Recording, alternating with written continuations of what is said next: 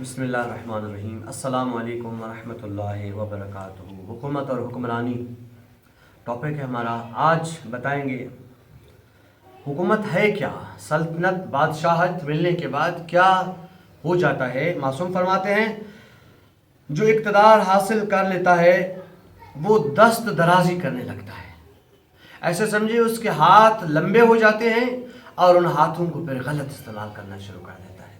یہ 100% کے لیے نہیں ہے، مگر جو آج کے حساب سے اور آج کی حکمرانی اور حکومت کے حساب سے چل رہا ہے، اس میں ہے کہ جب کسی کو حکومت مل جاتی ہے تو وہ دست درازی کرنا شروع کر دیتا ہے، یعنی اپنے اختیارات ملنے کے بعد اس اختیارات کو مس یوز کرنا شروع کر دیتا ہے، غلط استعمال کرتا ہے۔ امیر سے ڈرے گا، غریب کو ڈرائے گا، یہ چیزیں ہیں اقتدار ملنے کے بعد۔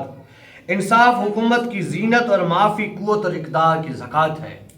انصاف حکومت کی زینت ہے۔ اگر آپ انصاف کرو گے تو لوگ آپ سے محبت کریں گے، عوام آپ سے محبت کرے گی، لیکن آپ اگر انصاف نہیں کرتے بلکہ انصاف سے ظلم کی طرف جاتے تو بتا چکے پھر لوگ آپ سے باغی ہو جائیں گے، لوگ نفرت کریں گے اس قوم سے، اس بادشاہ سے، اس وزیر سے، میں کہتا ہوں اس پارٹی سے نفرت کریں گے، اس شخص کی وجہ سے جو عدل و انصاف برپا نہیں کرتے، عدل و انصاف کو قائم نہیں کرتے۔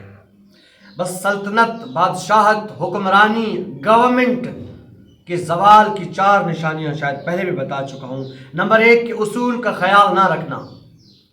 ہم کہتے ہیں نا ہم قانون بنا رہے ہیں، لا بنا رہے ہیں، آپ قانون کی پاسداری نہیں کر رہے۔ بس جب کسی حکومت میں قانون کی پاسداری نہ ہو رہی ہو تو وہ حکومت زوال کا شکار ہو جاتی ہے، یعنی وہ حکومت زیادہ دیر تک چل نہیں سکتی۔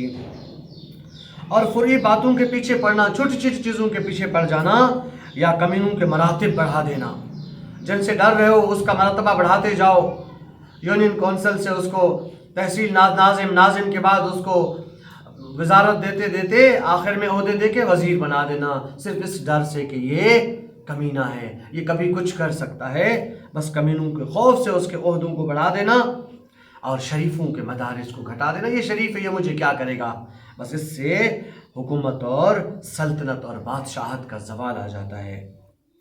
بس فرماتے ہیں کہ عدل و انصاف کے ساتھ سیاست اور حکمرانی 3 چیزوں سے ہو سکتی ہے۔ نمبر 1 ہوشیاری کے ساتھ نرمی برتو، بہت ہوشیاری کے ساتھ لوگوں کے ساتھ نرمی سے پیش آؤ، اتنی نرمی وہ بھی ہوشیاری سے، ایسا نہ ہو کہ آپ کی حکومت کو لوگ سمجھے کہ یہ کچھ بھی نہیں کر سکتی، پوری دنیا اسے مذاق سمجھے۔ عدل و انصاف میں انتہائی کوشش کرنا، بس پورا حق دلانا لوگوں کو، اور لوگوں کے ساتھ نیکی اور احسان کرنا، اور میانہ روی کے ساتھ پیش آنا، نہ زیادہ نشیب و فراز، نہ زیادہ بڑھ جانا اور نہ بالکل زیادہ۔ بس حاکم کو اپنی رعایا پر پورا اعتماد اس وقت کرنا چاہیے کہ جب وہ ان کے ساتھ حسن سلوک کرے۔ بس اگر تم حکومت رعایا کے ساتھ حسن سلوک کر رہے ہو تو پھر رعایا بھی تمہارے ساتھ اچھا چلے گی، یہی ہوتا ہے نا۔ تم اگر کسی کے لیے اچھا کرو گے تو پھر دنیا بھی تمہارے لیے اچھا کرے گی۔ نہ خون بہا کر اپنے اقتدار کو مضبوط کرنے کی کوشش نہ کرنا۔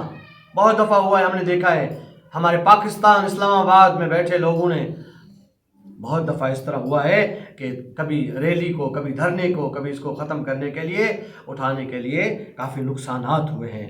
بے شک حاکم کی صلاحیت پر رعایا کی خوشی کا دار و مدار ہوتا ہے کہ یہ جو میرا اس وقت وزیر لگا ہے اس کے اندر قابلیت کتنی ہے، یہ جو وزیر اس وقت لگایا گیا ہے یہ کتنا قابل ہے۔ ہم پہلے بتا چکے ہیں کہ اگر اس کی وزیر کی اس میں قابلیت ہوگی اور تجربہ ہوگا تو پھر لوگوں کو اعتماد ہوگا۔ میں چلا جاؤں ایک درزی کے پاس کپڑے تیار کروانے کے لیے، اور اس کی درزی کی قابلیت یہ ہو کہ وہ استری بھی صحیح سے نہ کر رہا ہو تو میرے کپڑے کاٹ کے کیسے بنائے گا۔ تو ہم وزیر ایسا لگائیں کہ جسے لوگوں کو اس کے اوپر اعتماد بھی ہو۔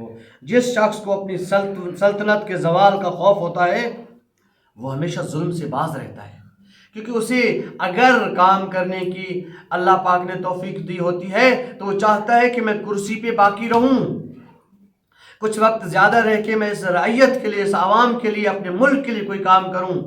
تو وہ ہمیشہ ظلم سے باز رہتا ہے۔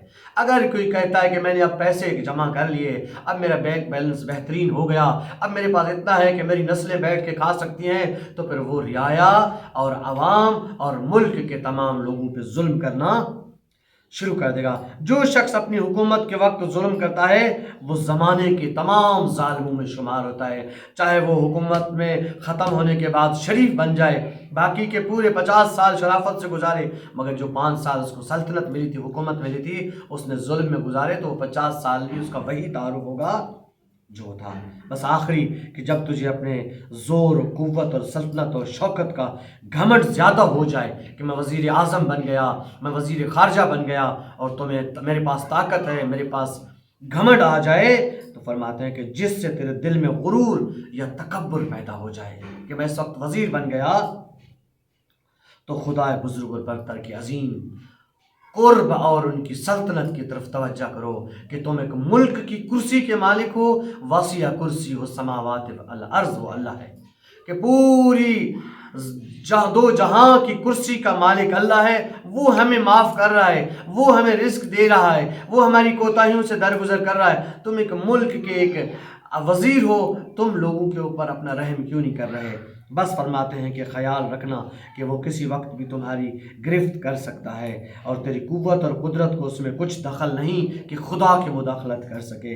اس طرح کرنے سے تیرے بازو نرم پڑ جائیں گے۔ اگر تم غریب لوگوں کے ساتھ، عوام اور رعیت کے ساتھ انصاف سے چلتے ہو اور انہیں حقوق دلاتے ہو، تو یاد رکھنا یہ عوام، یہ رعیت، یہ کوئی بھی ملک ہو، اس کی جو عوام ہے، یہ بادشاہ، وزیر اور مشرا کے لیے وہ شرح